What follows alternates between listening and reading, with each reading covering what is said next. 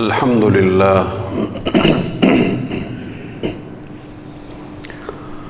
الحمد لله نحمده ونستعينه ونستغفره ونستهديه ونستنصره ونؤمن به ونتوكل عليه ونعوذ بالله من شرور أنفسنا ومن سيئات أعمالنا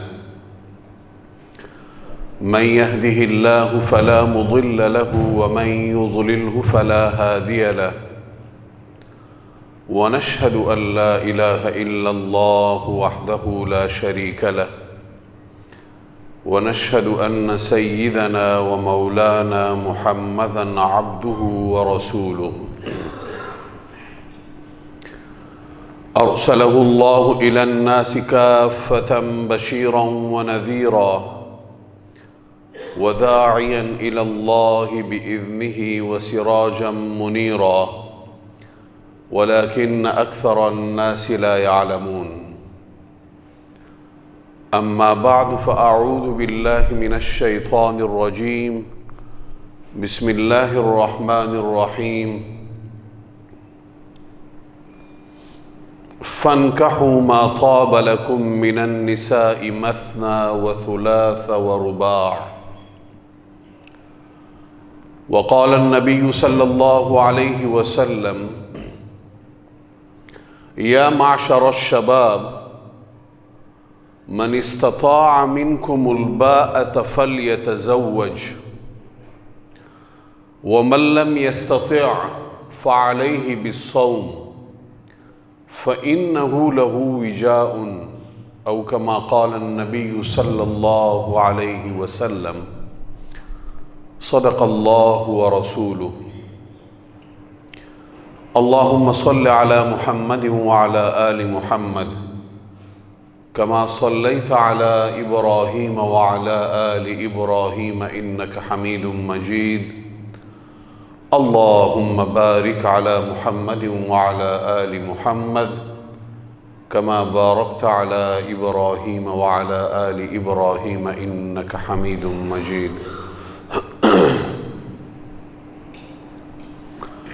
واجب الاحترام میرے مسلمان بھائیوں، قابل قدر بزرگوں اور میرے عزیز نوجوان ساتھیوں، قرآن کریم کا ہمارے اوپر یہ احسان ہے کہ اس نے زندگی کے ہر اہم معاملے میں ہماری بھرپور طریقے سے رہنمائی فرمائی ہے.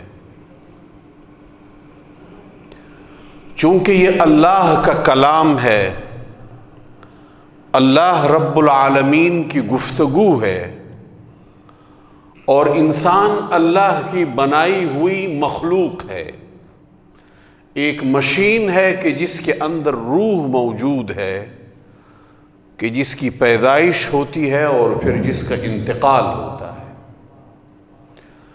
اور یہ کیفیات کا مجموعہ ہے اور آزمائش میں مبتلا ہے.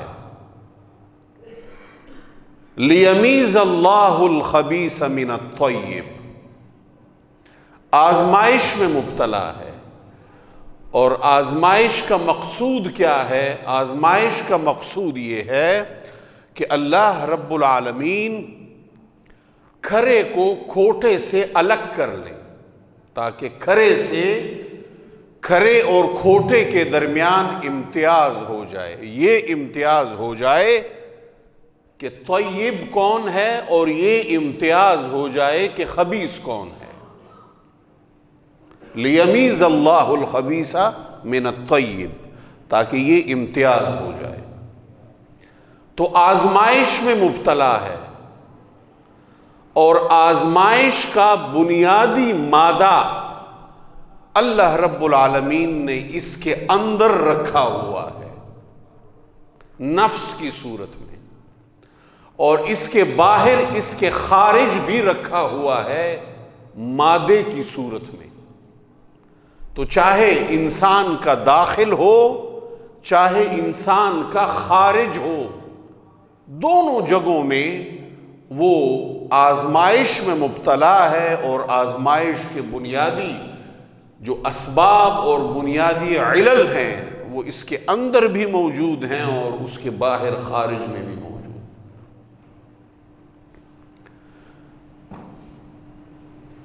نکاح اللہ رب العالمین کا ایک حکم ہے، اور حضور سرور کونین صلی اللہ علیہ وسلم کے محتم بشان طریقوں میں سے ایک طریقہ ہے، محتم بشان طریقوں میں سے۔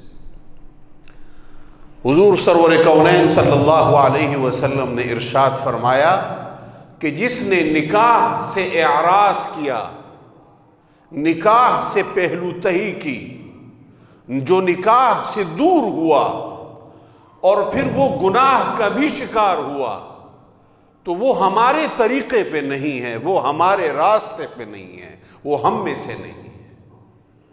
تو یہ حضور سرور کونین صلی اللہ علیہ وسلم کا ایک محتم بشان طریقہ ہے، محتم بشان طریقہ اور محتم بشان راستہ ہے، اور در حقیقت ایک بہت بڑی آزمائش سے بچاؤ کا راستہ ہے، بہت بڑی آزمائش سے۔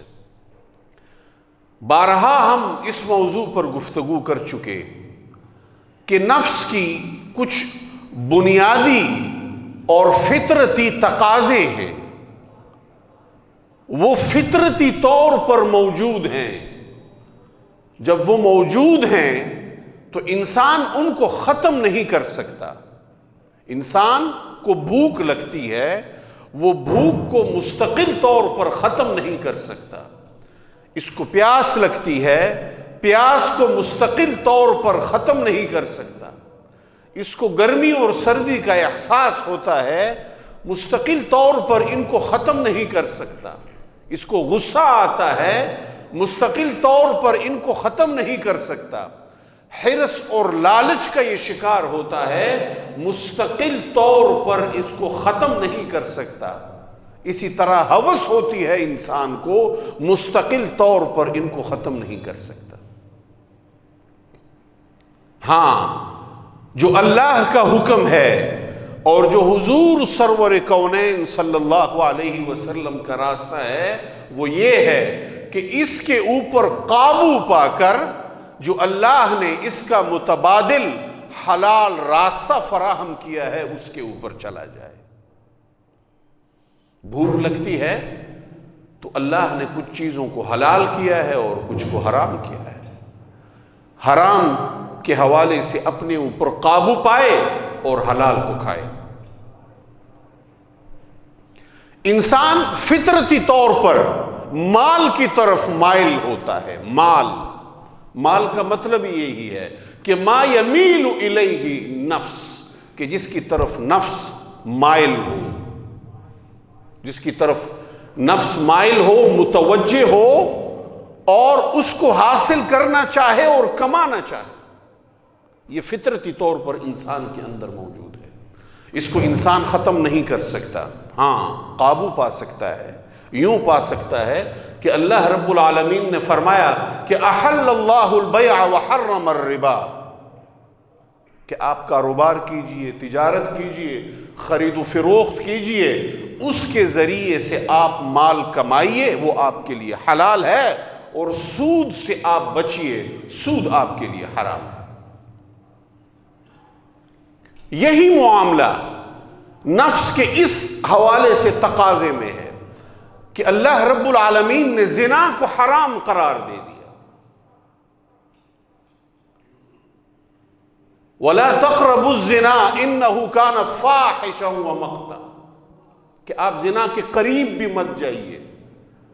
ہر وہ چیز جو آپ کو اس کی طرف لے کے جا سکتی ہے، ہر وہ سبب جو آپ کو اس کی طرف لے کر جا سکتا ہے، اس سبب سے بھی اپنے آپ کو بچانا ہے، اس وسیلے سے اور اس رسی سے بھی اپنے آپ کو بچانا ہے کہ جو آپ کو زنا کی طرف لے کے جا سکتا ہے، اس سے بھی اپنے آپ کو بچانا ہے۔ تو اس حوالے سے اپنے نفس کے اوپر قابو پانا اور دوسری طرف جو اس کا جائز راستہ اللہ رب العالمین نے فراہم کیا نکاح کی صورت میں، اس کی طرف جانا۔ نکاح کی جب گفتگو ہوتی ہے تو اس حوالے سے 3 موضوعات بہت اہمیت کے حامل ہیں، 3 موضوعات بہت اہمیت کے حامل ہیں۔ سب سے پہلا موضوع وہ یہ ہے کہ اس کے ذریعے سے اللہ رب العالمین نے نفس کے اس تقاضے کو اور نفس کی اس ضرورت کو پورا فرمانے کا ایک حلال اور جائز راستہ ہمیں فراہم کیا۔ ورنہ حکم یہ بھی ہو سکتا تھا کہ اس تقاضے کو آپ دبا دیجئے، اس تقاضے کو ختم کرنے کی کوشش کیجئے۔ اللہ رب العالمین سے تو کوئی سوال نہیں پوچھ سکتا، اللہ رب العالمین سے تو کوئی کیوں اور کیا نہیں کر سکتا۔ انسان اس کی پیدا کی ہوئی مخلوق ہے، اور اللہ رب العالمین ہی اسی کو قائم رکھے ہوئے ہے۔ اللہ لا الہ الا ہو الحی القیوم۔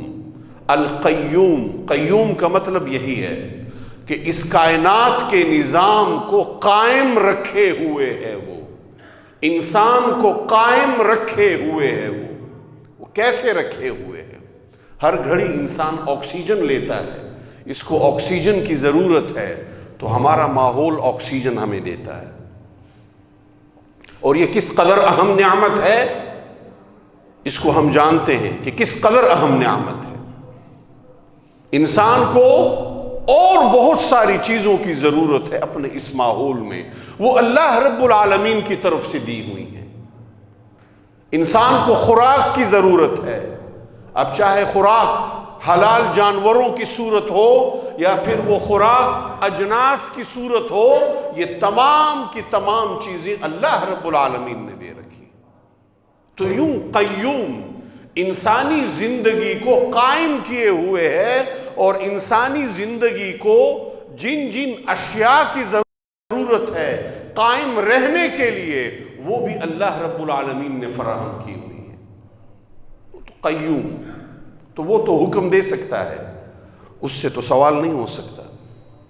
اس کا یہ حکم ہو سکتا تھا کہ اپنی اس نفس کے اس تقاضے کو دبا دیجئے، ختم کیجئے، اور اس کو پورا کرنے کا کوئی راستہ موجود نہیں ہے، تو پھر انسان کس قسم کی آزمائش کا شکار ہوتا، کس قدر سخت آزمائش کا شکار ہوتا۔ لیکن وہ غفور الرحیم ذات ہے، اس کے احسانات بے انتہا ہیں، اس کے احسانات وہ لامتناہی ہیں، ان کو شمار کرنے کا تصور بھی نہیں ہو سکتا۔ تو ایک جائز راستہ ہمیں فراہم کیا کہ جس کے ذریعے سے انسان اپنے اس فطرتی تقاضے کو پورا کر سکتا ہے، اور اسی وجہ سے اس کو شریعت اسلامیہ نے آسان بنایا۔ حضور سرور کونین صلی اللہ علیہ وسلم کی ایک روایت کا مفہوم ہے کہ وہ نکاح وہ برکت والا ہے، وہ نکاح برکتوں والا ہے کہ جس میں مشقت کم ہو، جس میں جتنی مشقت کم ہوگی وہ نکاح اتنا ہی برکتوں والا ہے۔ اور نکاح میں مشقتیں کہاں سے آتی ہیں؟ مشقتیں اور تکلفات یہ سماجی روایات اور سماجی رسوم کے ذریعے سے آتی ہیں۔ ہم اپنی معاشرتی روایات اور رسم و رواج کے ذریعے سے اس کو مشکل بنا دیتے ہیں اور مشکل تر بنا دیتے ہیں اور ناممکن کے قریب لے جاتے ہیں۔ پھر نتیجے میں جب ایک عبادت مشکل ہوگی تو گناہ آسان ہو جائے گا۔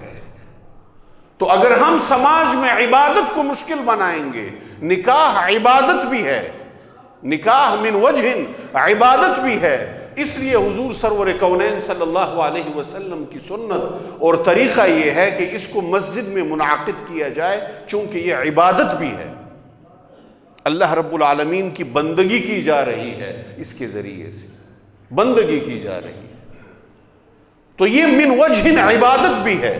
تو جب ہم عبادت کو مشکل بنائیں گے اور اس کو ناممکن کے قریب لے کر جائیں گے کہ بارات اس قسم کی ہوگی، ولیمہ اس قسم کا ہوگا، اور پھر اس کے اندر مزید تکلفات اور مزید چیزیں اور مزید رسوم اور مزید رواج. کہیں کسی خطے میں لڑکی والوں کے سر کے اوپر تھوپ دیے جاتے ہیں اور کسی خطے میں لڑکے والوں کے سر کے اوپر تھوپ دیے جاتے ہیں، اور وہ ایک 15 سال تو اسی سوچ و بچار میں اور تیاریوں میں گزار دیتے ہیں کہ بچے کی شادی کرنی ہے اور بچی کی شادی کرنی. تو یوں اس کو مشکل بنا دیا جاتا ہے. عبادت مشکل ہوگی تو گناہ آسان ہو جائے گا، گناہ کے لیے راستے آسان ہو. تو اسے ہمیں آسان بنانا ہے، آسان بنانا ہے. اور آسان یہ کیسے بنے گا؟ ہمارے جو رواج اور رسمیں ہیں ان کو اٹھا کر اس پورے عمل سے باہر کرنا ہے، اور اس پورے عمل کو سنت کے مطابق کر دینا ہے، سنت کے مطابق. اور سنت طریقہ کیا ہے؟ سنت طریقہ یہ ہے کہ لڑکا لڑکی کے ہمسر ہو اس کے کف کے مطابق، لڑکی کی رضامندی شامل ہو، لڑکی کی رضامندی شامل ہو، اس کو مناسب حق مہر دیا جائے، جو اس کا حق ہے اسے ادا کیا جائے، پھر گواہان کی موجودگی میں ایجاب اور قبول ہو، اور پھر شب زفاف کے بعد لڑکا وہ اپنی استطاعت کے مطابق ولیمہ کرتا ہے. یہ سارا کا سارا نکاح کا عمل ہے. اب اس میں ہم جتنی رسمیں اور جتنے رواج ڈالیں گے یہ مشکل ہوتا چلا جائے گا. راضی کوئی بھی نہیں ہوتا. بڑی بڑی شادیاں ہوتی ہیں، بڑے بڑے نکاح ہوتے ہیں، بہت دھوم دھام سے ہوتے ہیں، لاکھوں نہیں کروڑوں روپیہ اس میں خرچ کیا جاتا ہے، لیکن کچھ لوگ پھر بھی ناراض رہ جاتے ہیں جن کو راضی رکھنے کی اور کرنے کی کوشش کی جاتی ہے. ناراض ہو رہا انسان کی فطرت ہے، یہ اللہ سے مکمل راضی نہیں ہوتا. آپ اسے کیسے راضی کر دیں گے؟ وہ اللہ کے جس کے احسانات کے دم خم سے انسان کی ایک ایک لمحے کی زندگی ہے، ایک ایک لمحے کی زندگی. ابھی اس ہال میں آکسیجن لیول نیچے آ جائے، میری اور آپ کی زندگی محال ہو جائے گی اور ہم تڑپنے لگ جائیں گے. جس طرح مچھلی پانی سے باہر نکل کے تڑپتی ہے، یوں ہی میں اور آپ جب آکسیجن کے سمندر سے باہر آئیں گے تڑپنا شروع کر دیں گے. اور یہ ہر لمحہ ہمیں حاصل، ہر لمحہ ہمیں حاصل. اس کے باوجود ہم اللہ سے راضی نہیں رہتے، ناراض رہتے ہیں وقتاً فوقتاً، اس کی بندگی نہیں کرتے. تو انسان کسی دوسرے انسان کو، اپنی برادری کو، اپنے خاندان کو، اپنی قوم اور اپنے قبیلے کو کیسے راضی رکھ سکتا ہے کہ جی فلاں فلاں کے لیے قیمتی سوٹ لیے جائیں گے، فلاں فلاں کے لیے قیمتی تحفے اور تحائف لیے جائیں گے، اتنا سونا لیا جائے گا، 1000 1500 2000 بندوں کو بلایا جائے گا، وہ فلاں شادی ہال بک کیا جائے گا، یہ اس کے اندر کھانے ہوں گے. بخدا آپ 50% لوگوں کو بھی راضی نہیں کر سکتے. ہر ایک کو راضی کرنا تو ناممکن ہے. تو کیوں نہ سنت کے طریقے کی طرف لوٹ آئیں اور وہ کام کر لیں جو سنت ہے، جو حضور سرور کونین صلی اللہ علیہ وسلم کا راستہ اور طریقہ ہے، جس کے اندر کوئی تکلف نہیں ہے، جس کے اندر کوئی تصنع نہیں ہے اور جس کے اندر کوئی مشکل نہیں ہے. ہمارا دین تو حکم دیتا ہے کہ یسروا ولا تعسروا، آسانیاں پیدا کیجئے، مشکلات مت پیدا کیجئے. اور حضور کی ایک اور روایت کا مفہوم ہے کہ اگر آپ کو 2 راستے ملیں چلنے کے لیے، ایک مشکل اور ایک آسان ہو، تو کوشش کیجئے آسان راستے کا انتخاب کیجئے، کیونکہ انسان کمزور ہے، محتاج ہے، انسان کمزوریوں کا شکار ہے. تو اس حوالے سے ہمیں دیکھنا ہے، خاندان کے بڑوں کو دیکھنا ہے، خاندان کے بزرگوں کو دیکھنا ہے، اور بڑی مضبوط قوت ارادی کے ساتھ فیصلے کرنے ہیں، مضبوط قوت ارادی کے ساتھ، کہ ہمیں حضور سرور کونین صلی اللہ علیہ وسلم کے طریقے کو زندہ کرنا ہے. آپ علیہ الصلاۃ والسلام کی سنت کا احیاء ہمیں کرنا ہے، اس سنت کو ہمیں زندہ کرنا ہے جو رسوم اور رواج کے تلے دب کے رہ گئی ہے، رسوم اور کے تلے دب کے رہ گئی، اور یہ رسمیں بڑھتی چلی جا رہی ہیں، بڑھتی چلی جا رہی ہیں، بڑھتی چلی جا رہی ہیں۔ ہم ناممکن بنا رہے ہیں اس چیز کو، یہاں تک بڑھتی چلی جا رہی ہیں کہ اب ایک اور چیز آ گئی کہ دلہن نے جس پین سے سائن کرنے ہیں وہ کس قسم کا ہوگا، کس طرح سے اس کی سجاوٹ ہوگی، اور لوگ اپنی اپنی استطاعت کے مطابق اس میں بھی آگے بڑھتے چلے جا رہے ہیں۔ تو کہاں تک لے کے جائیں گے ہم اس کو، اس سارے مسئلے کو؟ آخر میں کوئی صاحب ثروت اٹھے گا اور سونے کا پین لے آئے گا، تو اب اس کی برابری کیسے کرے گا سماج؟ نہیں کر پائے گا۔ پھر اس کی ریس میں اور اس کی دیکھا دیکھی اس کی برابری کرنے کے لیے اور طریقے نکل آئیں گے، تو یہ سماج کہاں کس طرف جا رہا ہے؟ تو اس لیے ضرورت اس امر کی ہے کہ حضور صلی اللہ علیہ وسلم کے طور طریقوں کی طرف لوٹ آئیں، دین اسلام کی اصلیت کی طرف لوٹ آئیں۔ یہ پہلا مضمون ہے جو نکاح کے حوالے سے ہے کہ یہ عبادت ہے، اور عبادت یوں ہے کہ اللہ رب العالمین نے ایک طریقہ جو ہمیں دیا ہے اس تقاضے کو پورا کرنے کا، اللہ کے حکم پر عمل کرنا عبادت ہے، چاہے وہ عبادت مسجد کے اندر ہو یا پھر وہ عبادت منڈی کے اندر ہو، کہ جس کے بارے میں حضور نے فرمایا کہ التاجر الصدوق الامین مع النبیین والصدیقین والشہداء، کہ جو تاجر صادق ہے، اماندار ہے، وہ خیانت نہیں کرتا، ناپ تول میں کمی نہیں کرتا، اللہ کا خوف رکھتا ہے، اور یوں وہ تجارت اور کاروبار کرتا ہے، قیامت والے دن وہ بہت بڑی شخصیات کے صف میں کھڑا نظر آئے گا۔ وہ عبادت ہے، چونکہ اللہ کے حکم پہ عمل ہو رہا، یوں ہی یہاں پہ بھی اللہ کے حکم پہ عمل ہو رہا، تو عبادت ہے۔ تو عبادت کو ہم آسان بنائیں گے، گناہ مشکل ہو جائے گا، گناہ ناممکن ہو جائے گا، اور عبادت کو اگر ہم مشکل بنائیں گے تو گناہ کرنا آسان ہو جائے گا۔ انسان کو کچھ ملے گا نہیں کھانے کو، وہ پھر چوری کرنے کی طرف آئے گا۔ قحط کے زمانے میں سیدنا عمر ابن الخطاب رضی اللہ تعالی عنہ نے حد سرقہ ساقط فرما دی تھی۔ حد سرقہ چوری کے اوپر جو حد جاری کی جاتی تھی، ہاتھ کاٹنے کی۔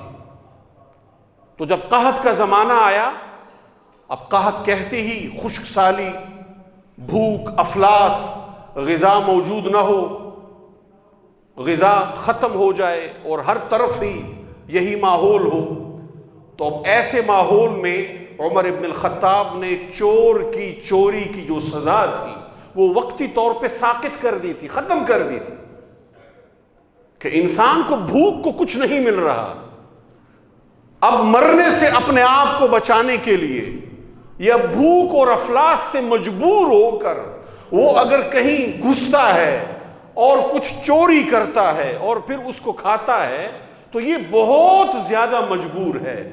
اس کے جبر کا اور اس کی مجبوری کا اعتبار کرتے ہوئے، اور پھر ماحول بھی جبر کا اور مجبوری کا ہے کیونکہ قحط کا ماحول ہے، تو چوری کی اس حد کو ساقط فرما دیا۔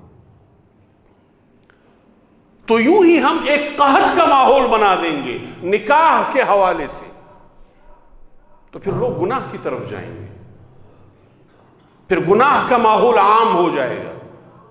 اب یہاں سے نکاح کا دوسرا موضوع ہے، نکاح جہاں ایک طرف عبادت ہے، دوسری طرف نسب کی صفائی اور ستھرائی ہے۔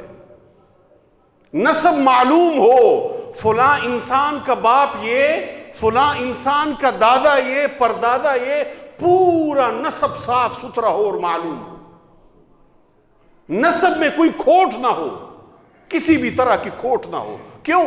کیونکہ اس کے ساتھ رشتوں کا تقدس بھی جڑا ہوا کہ اس کی بہنیں کون ہیں، بھائی کون ہیں، چچا کون ہے، تایا کون ہے، ماموں کون ہے، خالہ کون ہے، پورا کا پورا رشتوں کا ایک نظام اس کے ساتھ جڑا ہوا ہے، اور دوسری طرف وراثت کا نظام جڑا ہوا ہے۔ یہ دوسرا موضوع ہے جو نکاح کے حوالے سے ڈسکس ہوتا ہے کہ نسب صاف ستھرا ہو، نسب میں کسی طرح کی کھوٹ نہ ہو، نسب نامعلوم نہ ہو بلکہ نسب معلوم ہو،